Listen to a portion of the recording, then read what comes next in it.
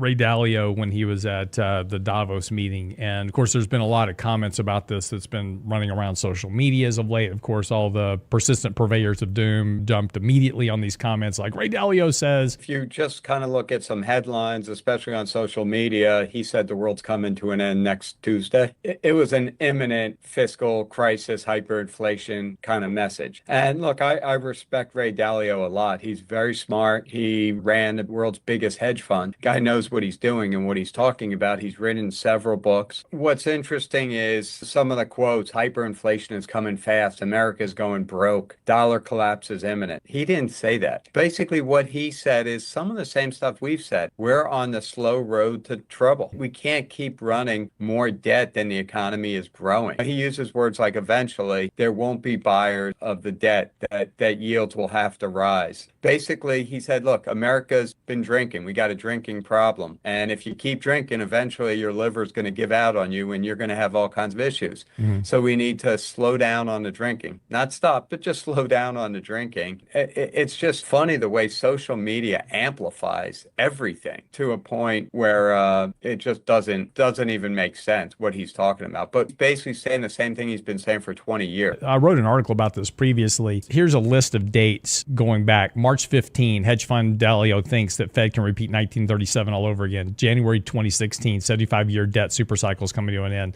2022 warns of perfect storm for the economy. Dalio says U.S. is going to have a debt crisis in 23. This has been a consistent theme of him. This is the interesting thing. He was interviewed and he said, yeah, one of the biggest mistakes occurred in 1981-82 when I became convinced that the U.S. economy was about to fall into a depression because of the debt. So this has been his view for 40 years. And the problem is everybody keeps running to this view going, oh, look, Ray Dalio said this is about to happen. So, the world's going to end and nobody wants to own our debt, et cetera. We keep hearing these same stories, but none of it's true. And more importantly, none of it has come true because the economy is constantly growing and evolving. And everybody says, oh, look, we're running a deficit. Yeah, we've been running a deficit for 40 years. Nobody's arguing that debt levels are high, but that doesn't mean the economy is going broke because in order to be bankrupt, that means that you don't have any assets. But the U.S. has trillions of dollars worth of assets. And this is the part that these people always kind of misunderstand is there's a balance sheet equation to this. And yes, we can have debt and leverage in the economy because when the government issues debt, that debt winds up into the economy. So just because you have a high debt level doesn't mean that you're about to have economic ruin. Look at Japan, 280% of debt to GDP, they're still kicking along. If there's ever a microcosm of a country that's going to have a problem debt-wise, it would be Japan. And that's been that case for 30 years. Catch me daily on The Real Investment Show.